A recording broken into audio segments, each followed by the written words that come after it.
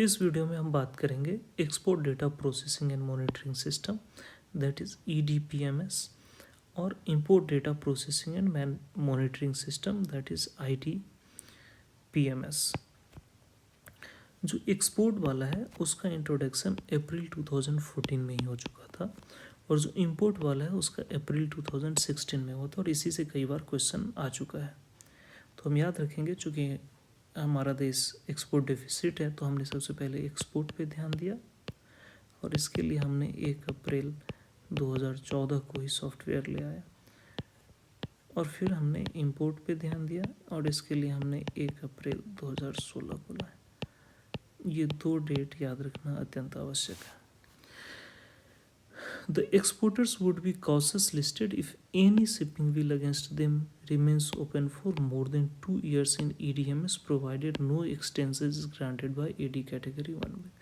आपको मालूम है ये एक्सटेंशन अप टू 3 इयर्स तक दिया जा सकता है, लेकिन अगर बिना एक्सटेंशन का 2 इयर्स तक बिल जो है वो अनरियलाइज्ड रहता है तो ऐसे केस में उसे कॉशन लिस्टेड कर दिया जाता है।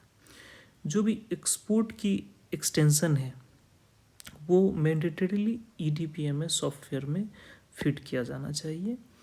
Date of shipment will be considered for recording the realisation period.